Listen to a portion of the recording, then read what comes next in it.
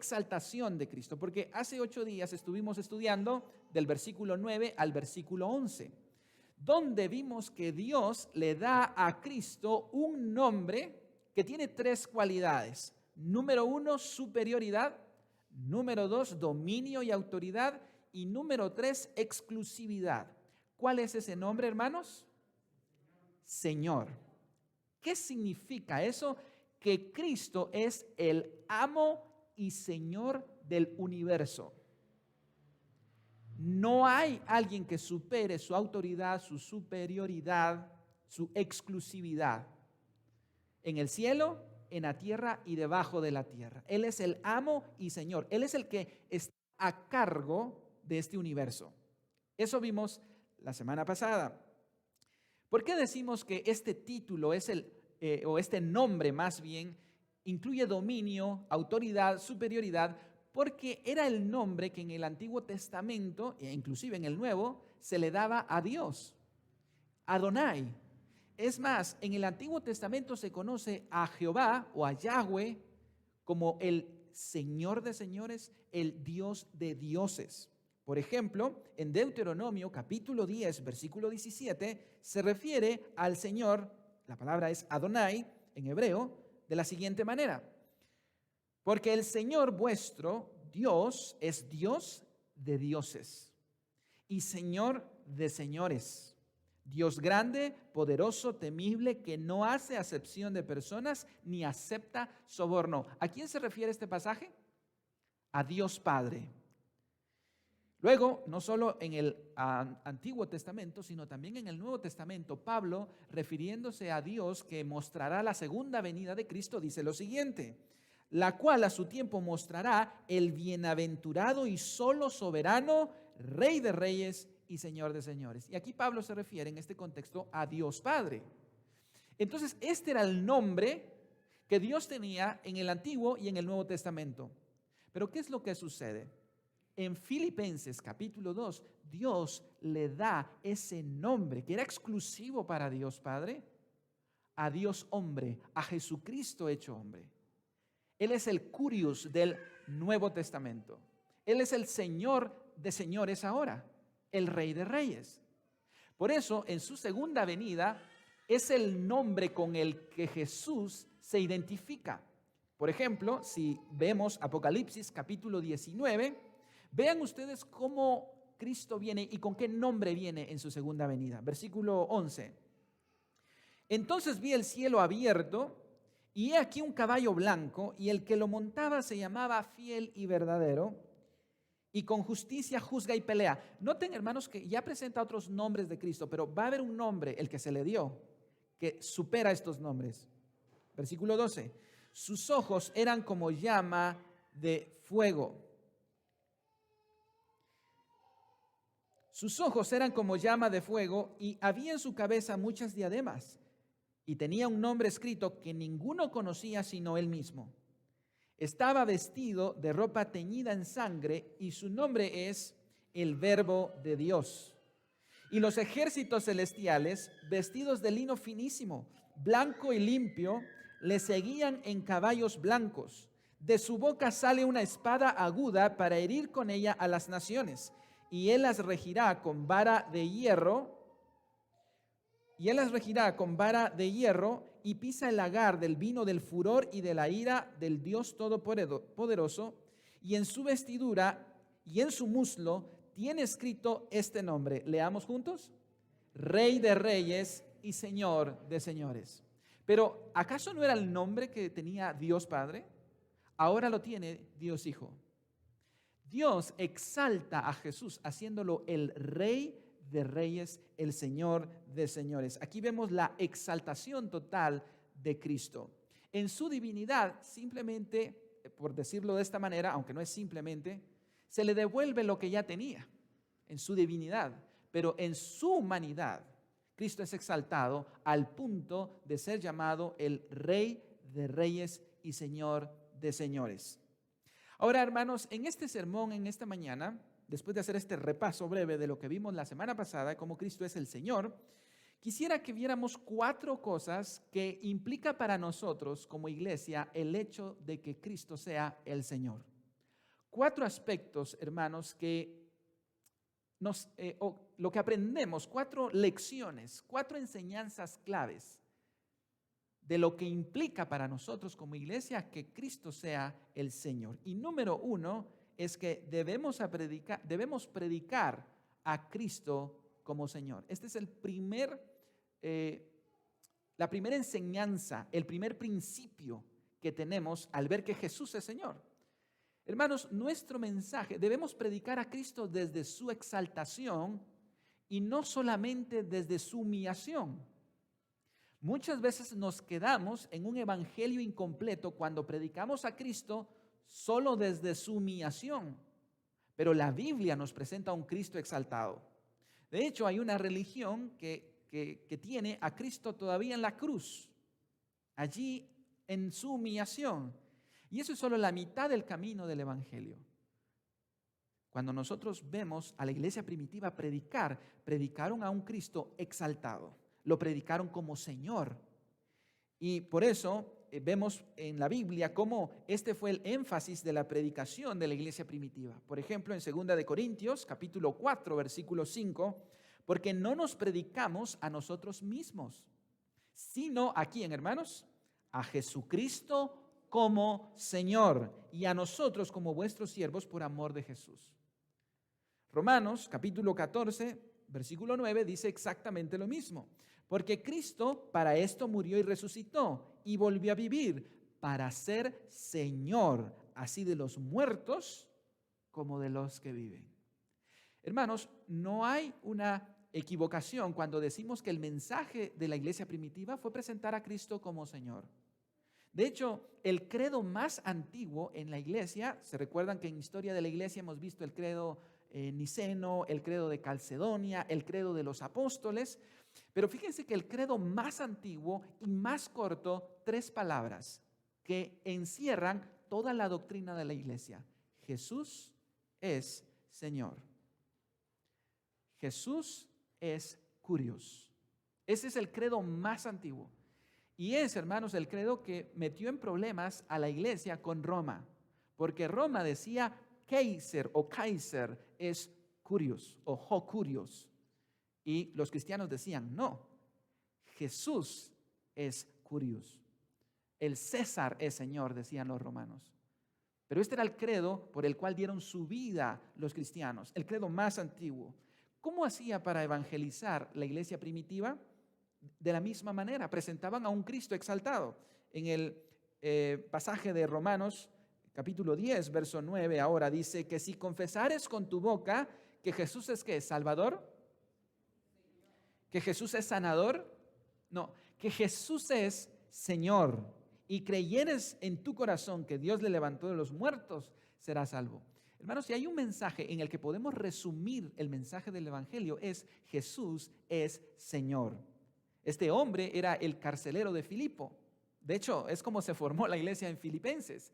Él era el que, de hecho, le puso el cepo a Pablo y Silas.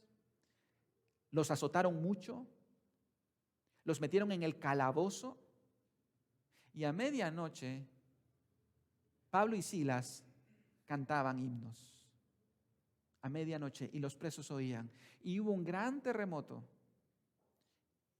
Y se rompieron las paredes y este carcelero pensó que se habían fugado los presos y en aquel entonces pagaban con su vida si eso pasaba. Entonces él tomó una espada para matarse. Y Pablo le dice, no hagas eso, aquí estamos todos. Yo no sé si usted hubiese dejado que él se traspasara con una espada. Recuerden, él le pegó, él azotó, él puso el cepo, él lo puso en el calabozo. Alguien podría haber dicho, bueno, yo me hago el loco, ¿verdad? Pero Pablo aún lo salvó a su verdugo. Y le dijo, no te mates, aquí estamos todos. Y este hombre desesperado le dice, ¿qué he de hacer para ser salvo? Y este es el pasaje.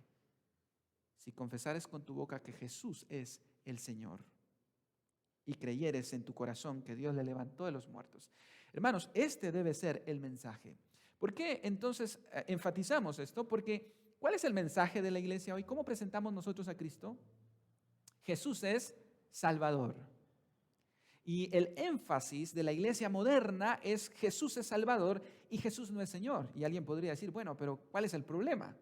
El problema, hermanos, es que Jesús jamás será nuestro Salvador si primero no es nuestro Señor. O sea, no podemos decir que Jesús es nuestro Salvador si primero no nos rendimos a Él en obediencia.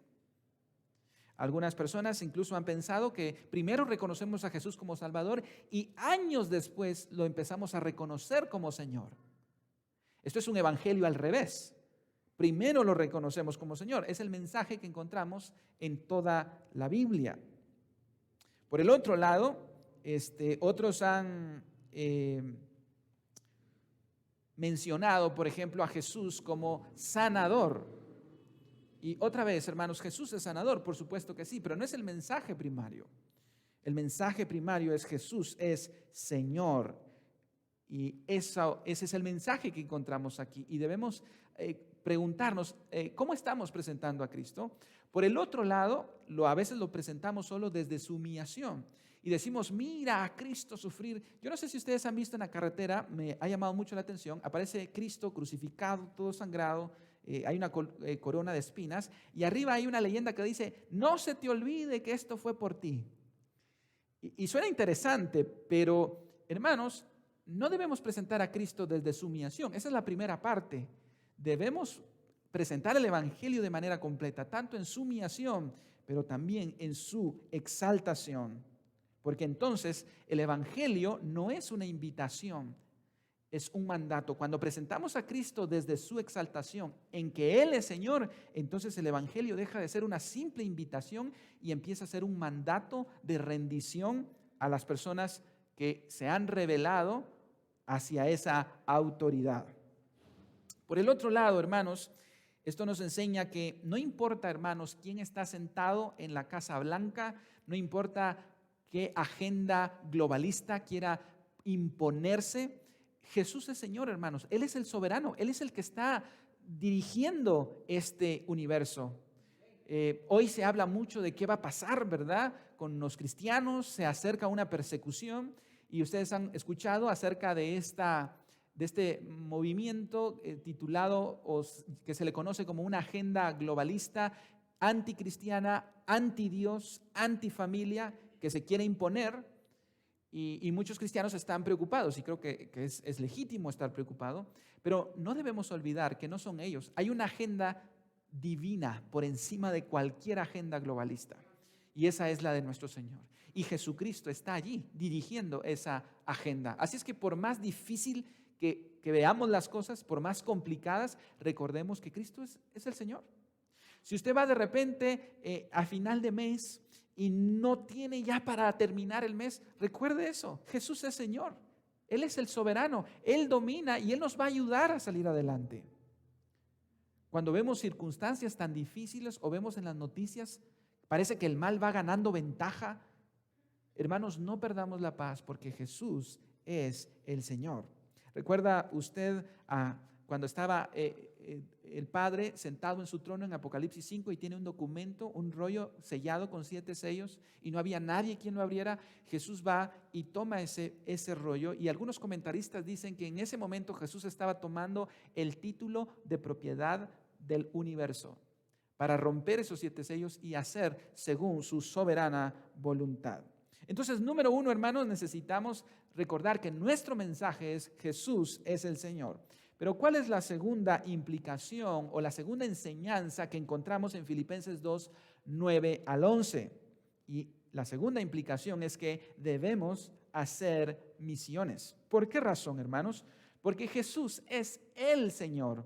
Jesús no es un Señor de tantos. Y si algo entendió la iglesia primitiva era que era el único en el cual podía haber salvación. Fíjense cómo lo expresan los apóstoles en Hechos capítulo 4, versículo 12. En ningún otro hay salvación, refiriéndose a Jesús. Porque no hay otro nombre bajo el cielo dado a los hombres en que podamos ser salvos.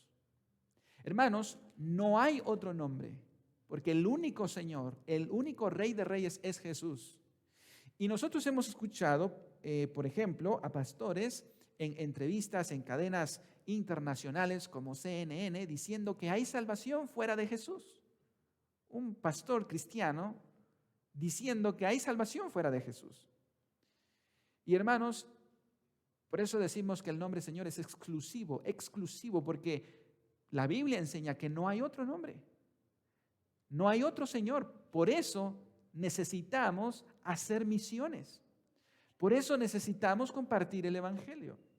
Esta semana tuve la oportunidad de compartir el Evangelio con 2 misioneros mormones, uno de ellos era de Panamá. Y en nuestra conversación ellos querían convencerme de que la Biblia es en armonía con el libro del Mormón y que tanto los unos como los otros se complementan. Y una de las cosas que menciona la doctrina mormona es que hay un cielo hermoso para aquellos que han tomado malas decisiones.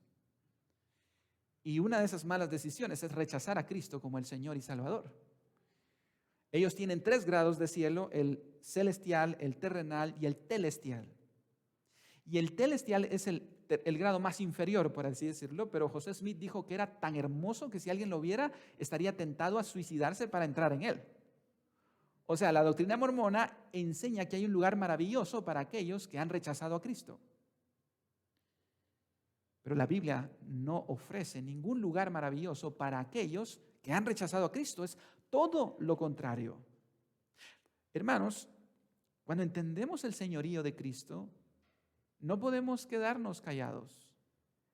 Debemos compartir porque es el único. No hay salvación fuera del nombre de Cristo. Por eso enviamos misioneros. No tendría sentido enviar misioneros si la gente se salva aparte de Jesús. La pregunta en esta hora es: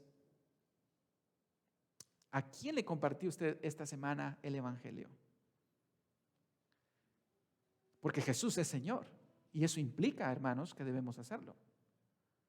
¿No es cierto que cuando estamos en el trabajo y de repente sale esa conversación religiosa, lo pensamos 2 veces? Y cuando llegan y le preguntan a usted: ¿y usted qué es? Usted también es cristiano. Y de repente, como que sentimos que nuestra lengua se entumece, ¿verdad? Hermanos, Jesús es Señor, el único. Y fíjense lo que dice Marcos respecto a compartir o no compartir. Porque el que se avergonzare de mí y de mis palabras en esta generación adúltera y pecadora, el Hijo del Hombre se avergonzará también de él cuando venga en la gloria de su Padre con los santos ángeles. ¿Qué implicaciones tiene reconocer a Jesús como Señor? Número 1, ese debe ser nuestro mensaje. Número 2, hermanos, debemos hacer misiones. Debemos compartir el Evangelio. Hermano, que no pase una semana sin que usted y yo le hayamos hablado. Ayer mi carro se descargó la batería y yo iba para Fraijanes a visitar a los hermanos y justo a encenderlo y totalmente apagado, agarré la batería. No soy muy bueno, ¿verdad?, con el tema de levantar cosas. Y me la tuve que llevar 3 cuadras ahí por toda la calle aquí a ver quién me la cargaba. Ya me estaban esperando, el tiempo se iba. Y cuando llego me dice, encontré una persona y me dice, yo se la cargo, me dijo, ¿y cuánto tiempo? 30 minutos, me dice. Y yo, bueno, tengo que hacerlo, no había opción. Y entonces empiezo y él se queda frente a mí y yo frente a él 30 minutos. Hermanos, de verdad, hubiese sido pecado ponerme a hablar de política, de deporte y no haberle hablado a este hombre de Cristo. No estoy diciendo que es malo hablar de política, no estoy diciendo que es malo hablar de otras cosas, de tu equipo favorito, de tu novela favorita o de tu canal favorito. Pero es pecado, hermanos, que tengamos la oportunidad de ver a alguien y no le compartamos. ¿Sabe qué significa eso? Que Jesús no es el Señor para su vida. Hermana Sonia Galicia me compartía que en el hospital, en el San Juan de Dios, luchando con su enfermedad, había una señorita, una persona, una mujer, y me dice, hermano, aceptaron a Cristo. Algo que me impresiona mucho, hermanos, es que el sufrimiento es el mejor púlpito para predicar el evangelio. La gente entiende muy bien cuando usted le predica el evangelio porque usted le va bien en el trabajo, le va bien en la economía, le va bien en la salud, le va bien con los hijos. La gente entiende muy bien, claro, ¿quién no predica a Jesús como el Señor? Si hay dinero, si hay trabajo, si hay familia. Yo predico también de Cristo así. Pero si hay algo que impacta a la gente, es cuando no hay nada de eso y usted sigue predicando. Por eso dice que Pablo y Silas a medianoche, con la espalda sangrando, con el cepo entre las piernas, en pleno calabozo, cantaban y los presos oían. Decía, ¿esta gente qué tiene? O sea, aquí no es para estar cantando, aquí es para dar gritos de alarido, de desesperación. Pero ellos están alabando a Dios en medio de su tormento. Nuestro sufrimiento, hermanos, exalta el nombre de Dios. Debemos redefinir nuestro sufrimiento. Nuestro sufrimiento no es pobrecitos nosotros. Nuestro sufrimiento nos hace más parecidos a nuestro Señor y Salvador. Debemos compartir el evangelio. Y no importa. ¿Y saben qué me respondió esta persona? Cuando le compartí el evangelio ayer, me dijo, yo también soy cristiano. Y también voy a una iglesia. Qué bueno, le dije yo. Y siempre que me responden esto, les hago una pregunta. ¿Y me van a creer ustedes? Siempre me salen con la misma respuesta. Siempre que usted va a una iglesia, lo primero que me responden, les digo, ¿cómo se llama su pastor? Se llama, mira, aquí lo tengo. Yo no sé qué les ha pasado a los cristianos. Hermanos, yo me llamo, bueno, no les voy a decir cómo me llamo yo, pero yo espero, hermanos, que por lo menos se sepan mi nombre, de verdad, porque de verdad, hagan la prueba, hermanos. Cuando ustedes se evangelicen, compartan el evangelio y les digan que van a una iglesia, pregúntenle cómo se llama su pastor y verán ustedes la respuesta que se llevará. Y luego le pedí, ¿cómo se llama la iglesia? Y se quedó, se llama. Hermanos, nos estamos perdiendo de algo muy lindo. Ayer fui a Fraijanes y un jovencito llamado Johnny aceptó a Cristo. No lo podía dejar. Desde que murió mi papá, me di cuenta que el tiempo es corto, hermanos. Así usted beba 100 años, eso es una miseria. Usted no sabe cuándo se van a morir. Comparta el evangelio. A eso salimos el lunes, a eso salimos el martes. La iglesia no está encerrada en 4 paredes. No puede serlo porque solo venimos domingos. La iglesia está el lunes, está fuera, el martes está fuera, el miércoles. Cada oportunidad, hermanos, Jesús es Señor, recuérdalo. Y si usted no tiene a Jesús como Señor, usted se va a avergonzar, usted se va a callar. Y eso es una responsabilidad para usted. Punto número 3. ¿Qué más nos enseña el hecho de que Jesús sea Señor? Y este es el punto, creo yo, medular de esta parte, es que somos esclavos de Cristo. Jesús es Señor. Si hay un kurios, en griego hay un doulos, que es esclavo. Ahora, dentro de la jerga evangélica o el lenguaje evangélico, no nos gusta hablar que somos esclavos de Cristo, ¿verdad? De hecho, ¿cómo se llama este punto? Somos esclavos de Cristo. ¿No es cierto que a veces nos incomoda un poco? Nos gusta más hablar de que somos coherederos, reyes y sacerdotes de Cristo, ¿no es cierto? Eso no nos gusta mucho. Pero esclavos, hermano, esclavos de Cristo. De hecho, ¿cuándo escuchó usted la última vez o vio en internet o pasó por alguna cuadra donde viera el rótulo de una iglesia que se llama Esclavos de Cristo? ¿Alguna vez ha habido una iglesia que se llame así? Un pastor dijo, no, hermano, si le pongo así nadie va a llegar. Nos gustan más nombres como Castillo Fuerte, ¿verdad? Esos nombres así más llamativos. Pero ¿sabe una cosa, hermano? Es exactamente lo que somos. Somos esclavos de Cristo. Reconocer a Cristo como Señor nos ubica en nuestra relación con Él. Somos sus esclavos. Si Cristo es Señor, nosotros somos sus esclavos. Vea usted cómo se identificaba el apóstol Pablo en su relación con Cristo. Y hoy se habla mucho de tener una relación personal con Cristo, es verdad. Pero mire cómo enfatizaba su relación con Cristo Pablo. Y déjeme hacerle algunas observaciones antes de entrar a este pasaje. Pablo habló de que somos coherederos con Cristo. Pablo habló de que somos reyes y sacerdotes. Es Pablo, pero ¿cuál era su nombre favorito para referirse a su relación con Dios? Si usted lee todas las epístolas del apóstol, va a encontrar lo que encontramos en Filipenses capítulo 1, versículo 1. Pablo y Timoteo, ¿qué dice? Reyes de Cristo Jesús, así dice. Hijos de Cristo Jesús, hermanos de Cristo Jesús más bien. Siervos. Y aquí hay una situación que se da, hermanos, en el 99.9 de traducciones bíblicas al español. Los traductores, queriendo evitar el estigma de la esclavitud y queriendo suavizar un poco esta palabra, específicamente la palabra doulos, que es la palabra en griego, traducen siervo en lugar de esclavo. Solo hay una versión en todo el español que fue valiente, sagaz, y es la única que traduce doulos como lo que es. Doulos es esclavo. Es la versión del jubileo, que vamos a ver en un momento. Pero hermanos, la palabra doulos aparece en el Nuevo Testamento 130 veces y solo una es traducida esclavo.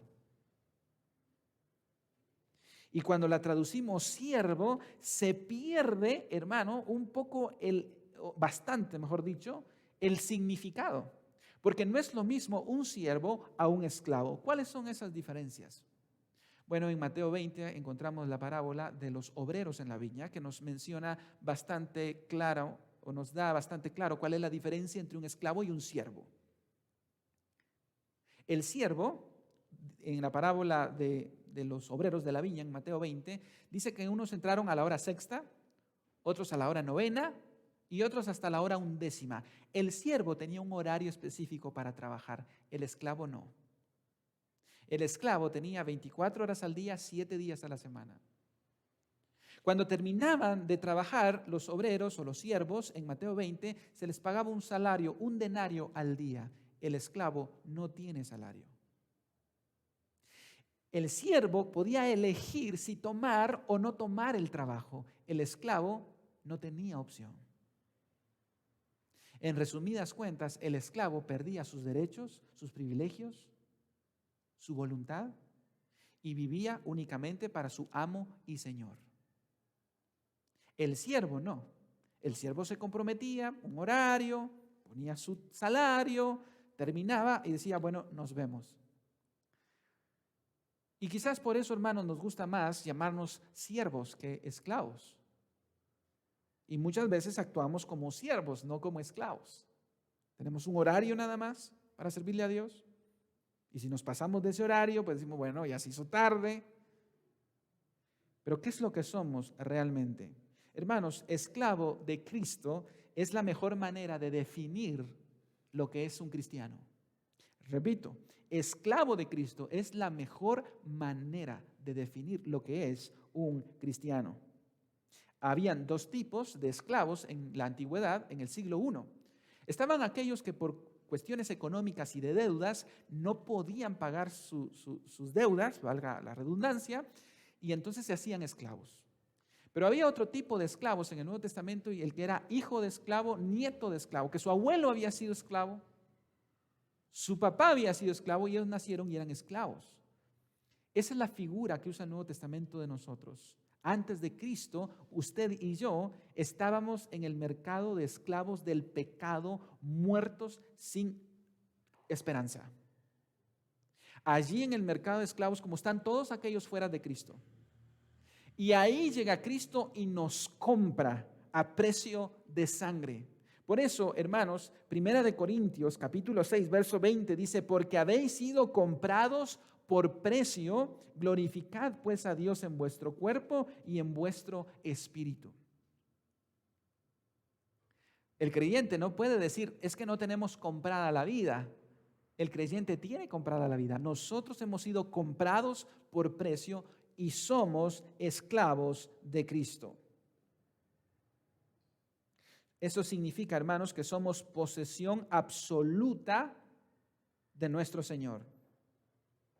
Ahora, nos gusta más el tema de hijos. Y alguien escribió lo siguiente, y lo tengo aquí en pantalla, en contraste con hijos y esclavos. Vean lo que dice esta parte. Nos gusta más ser llamados hijos que esclavos. Sin embargo, nunca llegaremos a ser hijos si primero no somos esclavos.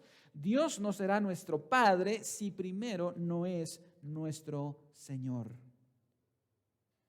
Ahora, alguien podría decir, hermano, pero ¿acaso no fue Jesús el que dijo que ya no os llamaré siervos, o sea, esclavos, sino los llamaré como amigos? Entonces, ¿por qué llamarnos esclavos? Bueno, Jesús dijo que Él a nosotros ya no nos iba a llamar esclavos o siervos, sino amigos. Pero ¿cómo dijo Él que nos llamáramos después de que hemos terminado de hacer todo lo que hemos de hacer? Lucas 17:10, así también vosotros, y está hablando Jesús, cuando hayáis hecho todo lo que os ha sido ordenado, decid siervos. ¿Y sabe qué palabra aparece? Dulos, esclavos inútiles somos. Ahora, ¿será que esto es algo que yo estoy inventando esta mañana? ¿Cómo se refería Pablo a sí mismo? Y aquí sí voy a usar la versión del Jubileo, la única. NBI, DHH, Las Américas, Reina Valera 60, todas traducen siervo. La única, si usted pone y despliega en internet todas las comparaciones de las versiones, se va a dar cuenta que la única que sigue el texto original y traduce por esclavo es la JBS, la versión del Jubileo. Y vean cómo cambia y vean cómo se llamaron a sí mismos. Romanos 1:1, Pablo se llamó a sí mismo Pablo, ¿qué dice? Esclavo de Jesucristo. En la versión 60 dice siervo, pero ya vimos que siervo y esclavo es diferente. Pablo, esclavo de Jesucristo, llamado a ser apóstol, apartado para el evangelio de Dios. ¿Cómo se veía Pablo a sí mismo? Esclavo. Bueno, pero es que Pablo era muy radical, hermano. Mire cómo se ven los demás. Muy bien, vamos a ver. Santiago. Capítulo 1, verso 1. Santiago, ¿qué dice? Esclavo de Dios y del Señor Jesucristo. Otra vez la JBS. En la 60 dice siervo. Y sabe que Santiago era medio hermano de Jesús. Así es que él podía jactarse. Bueno, señores, yo soy el hermano. Aquí podía poner Santiago. Santiago, el hermano mayor de Jesús que le pegó, que le cambió, etcétera, etcétera. ¿Ah? Usted sabe que el hermano mayor siempre le jala las orejas al hermano menor. De hecho, Santiago no creía en Jesús. Él podía jactarse, pero ¿sabe qué? Santiago, esclavo de Jesucristo. Parece que no era loco Pablo, también Santiago se veía así. Bueno, pero solo Pablo y Santiago. Bueno, veamos a Judas, capítulo 1, verso 1. Judas, ¿qué dice? Esclavo de Jesucristo. Parece que los autores bíblicos como que no están a la moda, ¿verdad? Todavía no habían escuchado los cantos de ya no soy esclavo del temor. ¿Qué cantamos ahí? Yo soy ¿qué? Hijo de Dios. Porque es que el coro no quedaría bien así, ¿verdad, hermanos? Ya no soy esclavo del temor, yo soy esclavo de Dios. Como que no casa eso, ¿verdad? Parece que a la iglesia moderna le gusta más ese título, pero a la iglesia del Nuevo Testamento no perdían de vista eso. Bueno, hermano, pero solo Pablo, Santiago y Judas que se coló por ahí. ¿Quién más? Pedro, según de Pedro 1:1. Simón Pedro, esclavo y apóstol. Noten que primero dice esclavo. Bueno, hermano, pero solo Pablo, solo Santiago, solo Judas, solo Pedro. Epafras. ¿Hay alguien por aquí que se llame Epafras? Bueno, hoy vamos a ver qué pasa con los Epafras. Capítulo 1 de Colosenses, verso 7. Como lo habéis aprendido de Epafras, nuestro sum dulos, consiervo, amado, que es un fiel ministro de Cristo para vosotros. Capítulo 4, verso 12. Os saluda Epafras, el cual es uno de vosotros. ¿Y qué dice, hermanos? Esclavo de Cristo. Parece ser que el nombre esclavo es el definitivo en el Nuevo Testamento.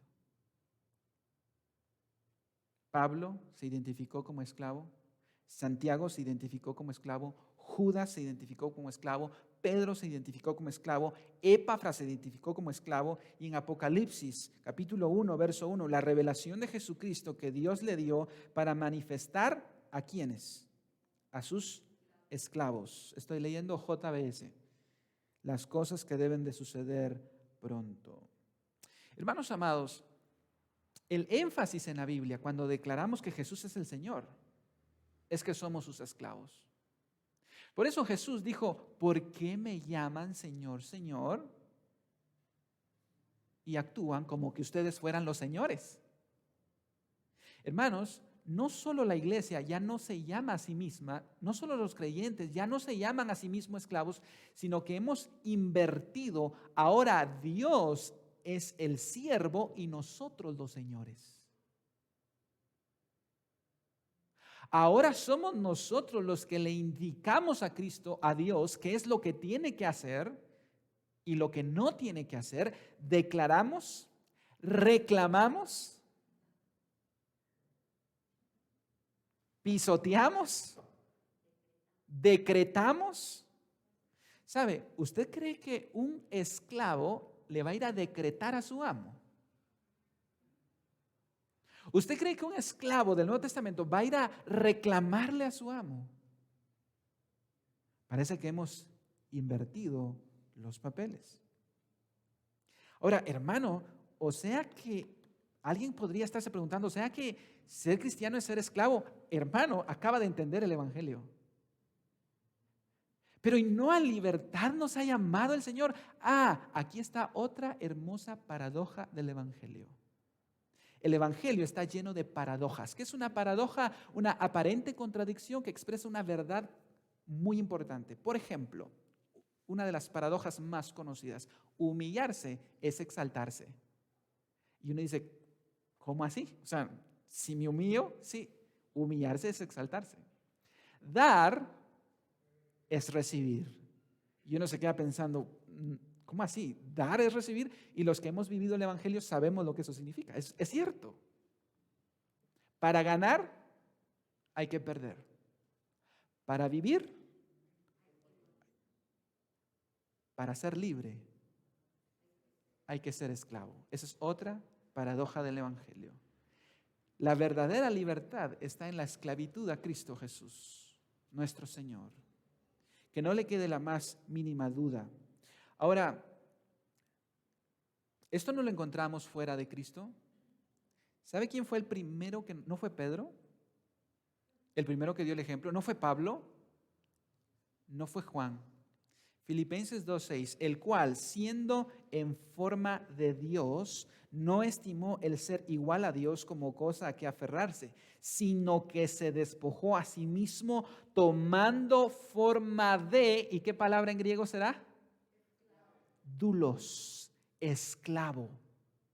¿Saben quién fue el primero que se hizo esclavo? Jesús. ¿Esclavo de quién? Del Padre, de Dios.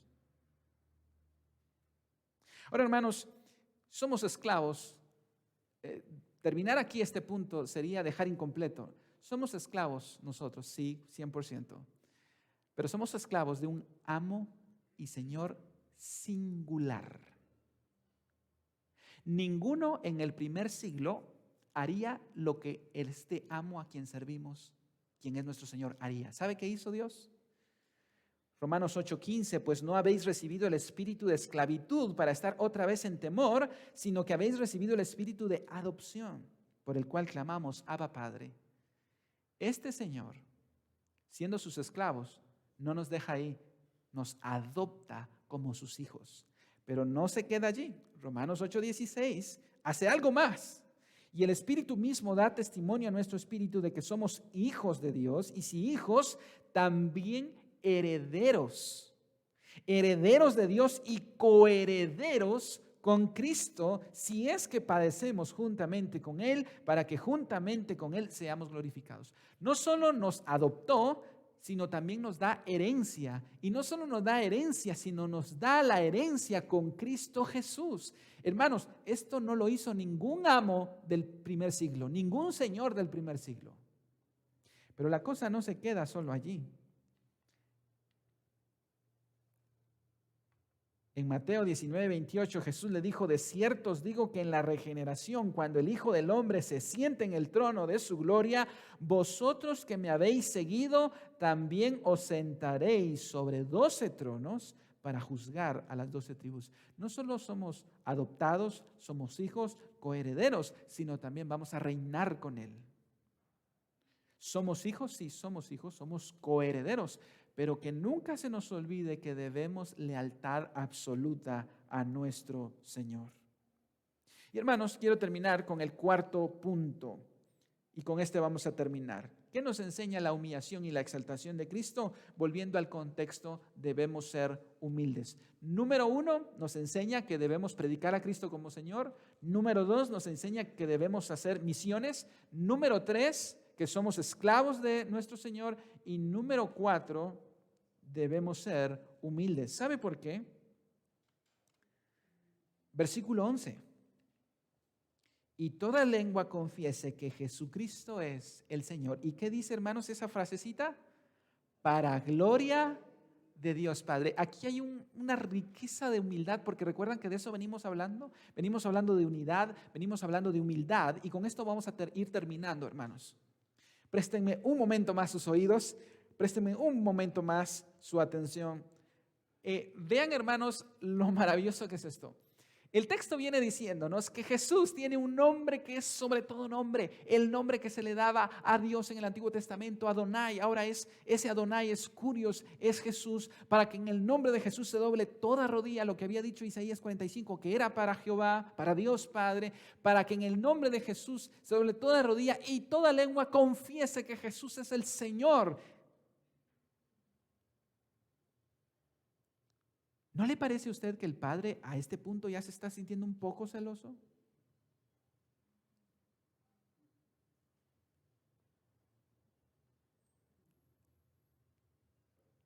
Qué interesante, porque el texto dice para gloria. A Dios le glorifica ver a su Hijo exaltado. Hermanos, en la Trinidad no hay competencia. Y eso nos enseña muchos a nosotros en la iglesia. Porque en la iglesia sí hay competencia. ¿Qué es lo que siente usted cuando su vecino o con su hermano es exaltado? Cuando usted lleva 5 años trabajando y llega su hermano en Cristo y tiene un año de estar trabajando y ya le aumentaron el salario. Y lleva un año trabajando y ahora es su jefe. ¿Nos sentimos bendecidos por eso? Que le están dando un nombre más grande que el mío. Yo llevo 5 años trabajando y nunca me han felicitado, y este lleva un año y ya lo felicitaron. ¿Sabe? Una de las cosas que vemos en la Trinidad es que el Padre exalta al Hijo. No hay competencia. Él se goza al ver al Hijo totalmente exaltado. Pero, ¿y ahora qué hace el Hijo? Y eso me encanta, 1 Corintios 15:27, porque todas las cosas le sujetó debajo de sus pies.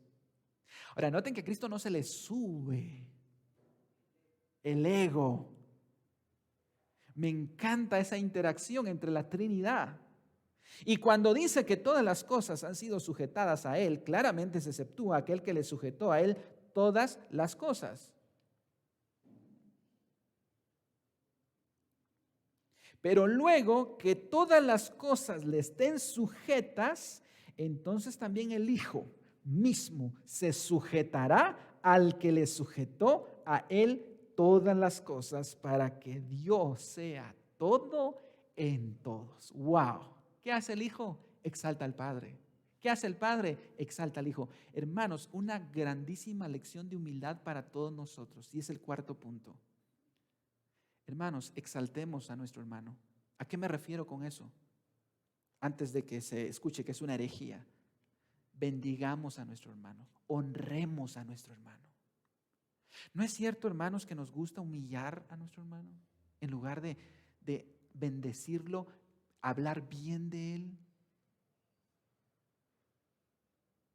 Porque eso es el modelo de la Trinidad.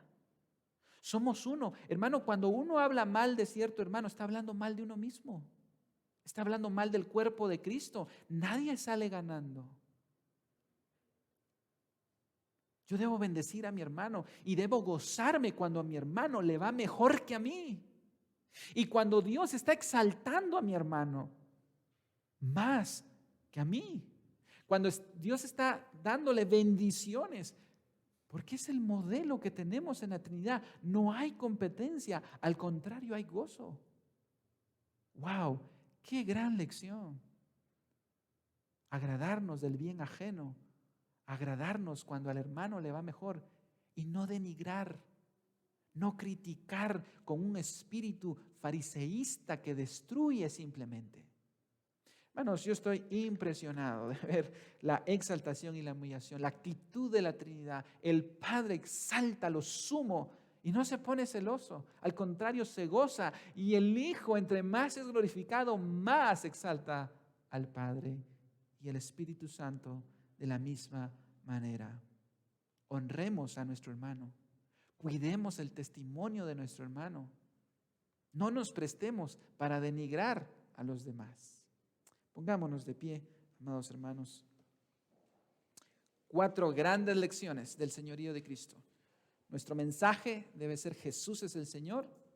Número 2, no se quede esta semana sin hablarle a alguien de Cristo. Hagamos misiones. Número 3, somos esclavos. Sí, somos hijos, somos coherederos, pero no se nos olvide, le debemos lealtad total a nuestro Señor. Y número 4, seamos humildes. Amado Padre, nos emociona realmente ver el modelo trinitario en la exaltación de Cristo.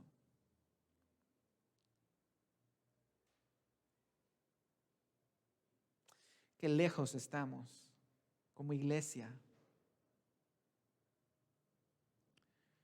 Padre, sin duda tu palabra nos exhorta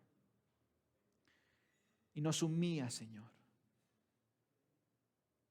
Padre, te pedimos que tú puedas seguir obrando en nosotros.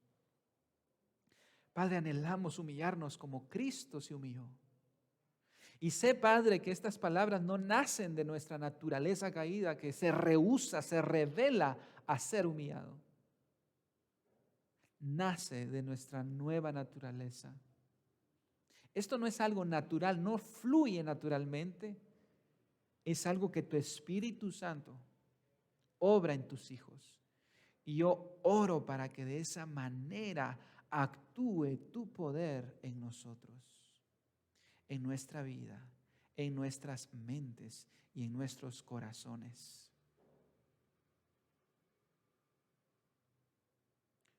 Haz que tu palabra dé fruto, Señor,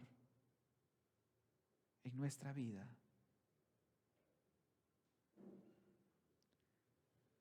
Que Jesucristo sea el Señor, el único en nuestra vida. No nosotros, ni otros señores que quieran competir contra el único que es el Señor de señores y Rey de reyes. En el nombre que es sobre todo nombre, oramos. Amén y amén. Pueden tomar su lugar, amados.